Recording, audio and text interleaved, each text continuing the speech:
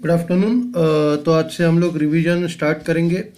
आज का जो फर्स्ट क्वेश्चन है वो है कैरेक्टरिस्टिक्स ऑफ मैनेजमेंट। ओके, तो बेसिकली मैनेजमेंट क्या है? अभी ये जो है मैरी पार्केट फॉलेट, उनके अनुसार मैनेजमेंट एक आर्ट है लोगों से काम करवा के लेने की। तो management is an art of getting things done through people. तो मैनेजमेंट एक आर्ट है जिससे हम लोग लोगों से काम करवा के लेते हैं।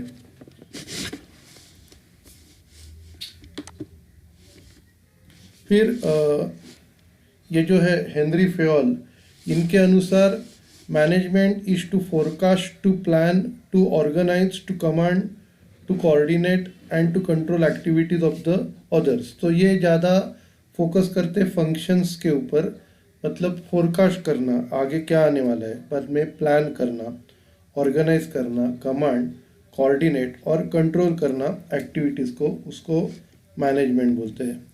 अभी मैनेजमेंट क्या है? मैनेजमेंट ये प्रोसेस है। तो management is a systematic process undertaken by managers to attend objective. अभी प्रोसेस मतलब क्या? अपना एजुकेशन भी एक प्रोसेस है। जैसे हम लोग पहले कैसे रहते हैं, जूनियर सीनियर में रहते हैं, जूनियर केजी, सीनियर केजी, फिर प्राइमरी, सेकेंडरी, ये स्कूल लेवल है, 10th तक स्कूल लेवल है।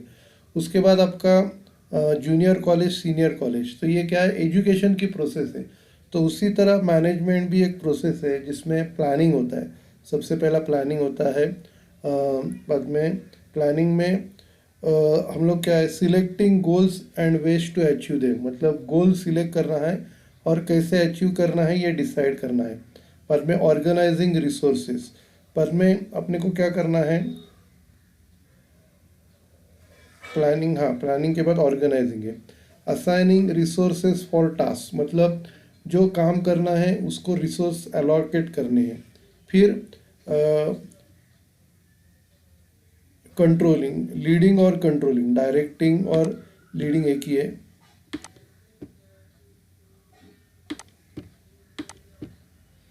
डायरेक्टिंग और लीडिंग एक ही है। तो डायरेक्टिंग से क्या है, हम लोग मोटिवेट करते हैं स्टाफ को, motivate the staff to achieve the goals. और कंट्रोलिंग मतलब क्या है, monitor performance and checking corrective actions, की अपना जो परफॉर्मेंस है प्लान के हिसाब से हो रहा है या नहीं हो रहा है। अगर नहीं हो रहा है तो हम लोग करेक्टिव एक्शंस लेते हैं। और मैनेजमेंट है ये कंटिन्यूस प्रोसेस है। अभी ये चलते जा रहे हैं, अपना काम करते जा रहे हैं, तो ये कंटिन्यूस प्रोसेस है।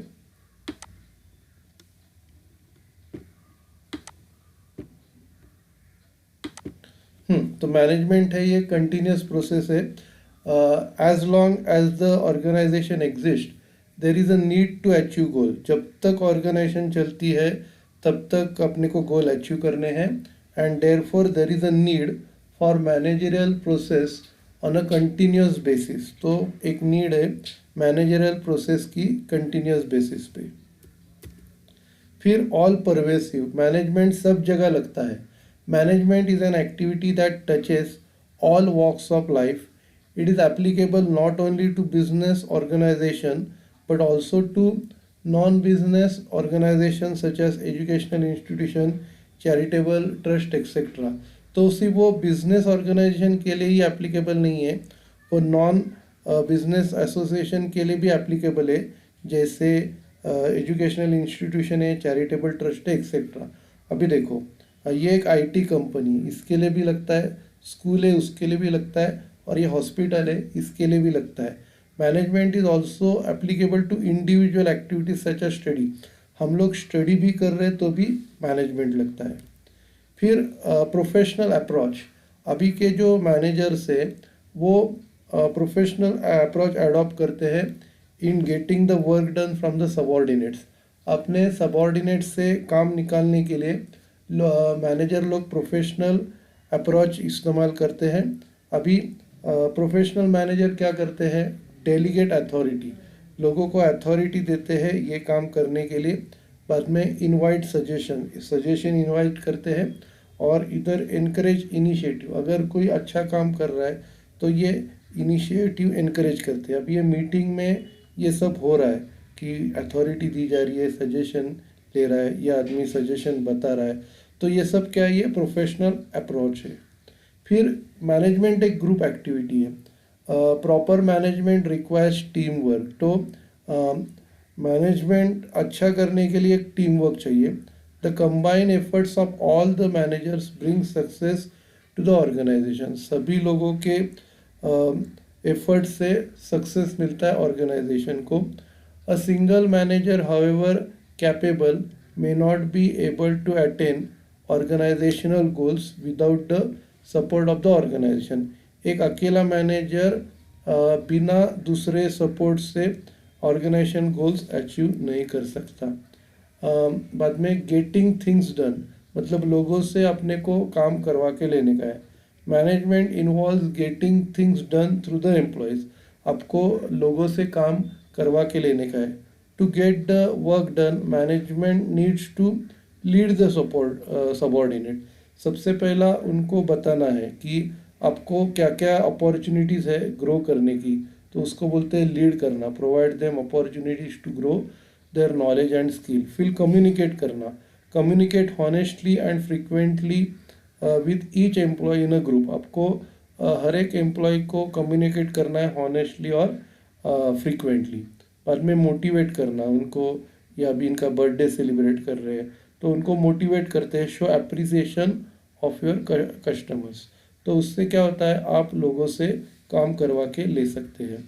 बाद में result oriented, the management places emphasis on results. तो रिजल्ट्स के ऊपर मैनेज फोकस करती है।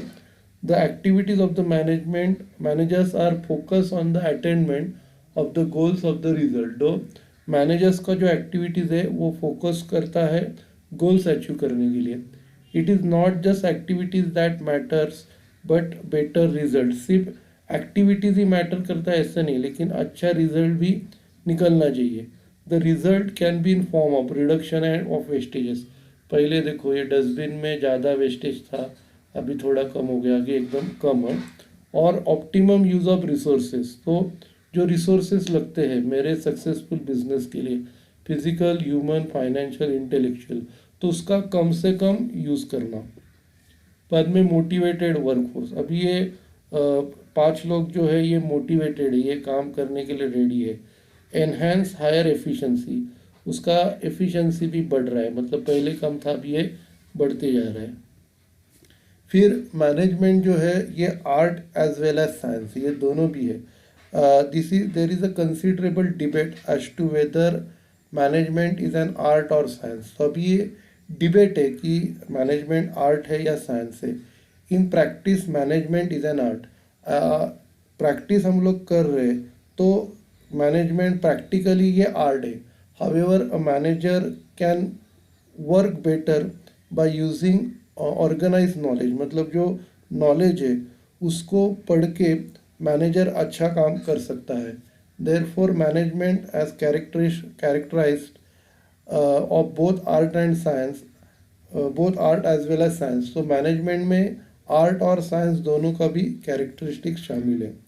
बाद में management need not be ownership, तो मैनेजर्स लोग और ओनर्स लोग ये अलग अलग रहते हैं।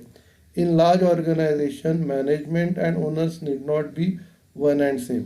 अभी ये जो बुढ़ा है ये बॉस है, ओनर है, और ये लोग जो है ये मैनेजर्स है। तो बड़े ऑर्गेनाइजेशन में ओनर्स और मैनेजर्स ये अलग अलग है। द प्रमोटर्स और directors can hire the professional services of managers. तो ये प्रमोटर्स है, ये क्या कर रहे हैं, मैनेजर्स की सर्विसेज ले रहे और उनको पेमेंट ले रहे।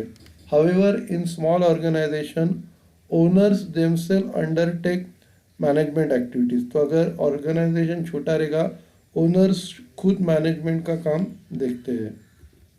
बाद में dynamic in nature, management dynamic है।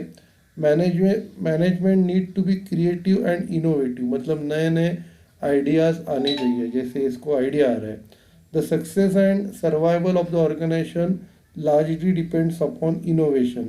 तो इनोवेशन में नए आइडियाज़ है। Managers must come up with new and creative ideas, new and better products, अच्छे अच्छे प्रोडक्ट्स लेके आने चाहिए। कॉस्ट इफेक्टिव प्रोसेस, मतलब कम से कम कॉस्ट और कम से कम टाइम में क्वालिटी गुड्स बनाने हैं। उसके बाद एस्टैब्लिश प्रिंसिपल्स, मैनेजमेंट कुछ एस्टैब्लिश प्रिंसिपल्स के हिसाब से चलता है। Management follows establish principles in managing the organization, कुछ प्रिंसिपल्स पे ये चलते हैं। The principles of division of work, मतलब हर आदमी अपना डिवीजन पे अपना अपना काम संभाल रहा है। पर में अथॉरिटी रिस्पॉन्सिबिलिटी बैलेंस, अथॉरिटी और रिस्पॉन्सिबिलिटी में बैलेंस होना चाहिए और काम करने में डिसिप्लिन होना चाहिए। अभी ये मैनेजर अलग अलग काम कर रहा है लेकिन टाइम टू टाइम हर एक्टिविटी वो टाइम टू टाइम के हिसाब से पूरा कर रहा है। तो और दूसरा क्या है, यूनिटी ऑफ कमांड, मतलब सभी एम्प्लॉयज़ को एक ही सुपीरियर को ये रिपोर्टिंग करना है, अलग अलग को नहीं करना है। यूनिटी ऑफ डायरेक्शन, सभी एम्प्लॉयज़ को एक ही डायरेक्शन से काम करने के लिए बोल रहा है। बाद में सबॉर्डिनेशन ऑफ इंटरेस्ट, बहुत सारे लोगों से अलग अलग इंटरेस्ट होते हैं। सबॉर्डिनेशन ऑफ इंडिविजुअल इंटरेस्ट, तो ये कंपनी का जो जनरल इंटरेस्ट है उसके प्रति काम करना है। बाद में इंटेंजिबल, मैनेजमेंट जो है इंटेंजिबल है, तो मैनेजमेंट एज अ प्रोसेस और activity is not directly visible, आपको ये डायरेक्टली दिख नहीं रही है। The effectiveness of the management is reflected by the results of the management process, तो जो मैनेजमेंट का जो रिजल्ट्स है वो आपको मैनेजमेंट प्रोसेस से दिख रहा है। Effective management process can be generate higher result, तो जो अच्छी मैनेजमेंट होगी उसका रिजल्ट भी अच्छा रहेगा, that is higher productivity, productivity अच्छी होगी, इफेक्टिव होगा। डिसिप्लिन वर्कफोर्स अच्छा डिसिप्लिन होगा। कॉर्डियल रिलेशन, अच्छे रिलेशंस रहेंगे। तो ये इंटेंजिबल इनविजिबल है, अभी इसके हाथ में मैनेजमेंट है लेकिन कुछ दिख नहीं रहा है। बाद में मैनेजमेंट जो है मल्टी डिसिप्लिनरी है। Managers manage people to get the work done, अभी इधर ये लोग क्या कर रहे हैं, मैनेजर्स से ये काम करवा के ले रहे हैं।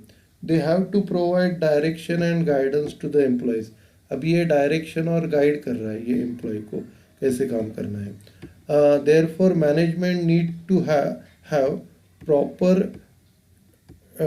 knowledge derived from various principles like management science to get the work effectively from subordinates, तो अभी ये लोग क्या कर रहे हैं, इफेक्टिव अपना काम पूरा कर रहे हैं। बाद में psychology to understand individual and group behaviour, अभी ये इंडिविजुअल है और ग्रुप है तो उनका बिहेवियर समझने के लिए साइकोलॉजी मालूम होना चाहिए। बाद में फिलॉसफी, तो इसमें अच्छा क्या है बुरा क्या है ये उसको समझ में आना चाहिए। Philosophy to study problems that are concern with the morality, मतलब अच्छा क्या है बुरा क्या है। रीजंस नॉलेज, तो इसके पीछे अगर कोई रीज़न बता रहा है तो इसको पीछे क्या फिलॉसफी है, नॉलेज होना चाहिए। तो ये सब फिलॉसफी भी उसको पता होनी चाहिए।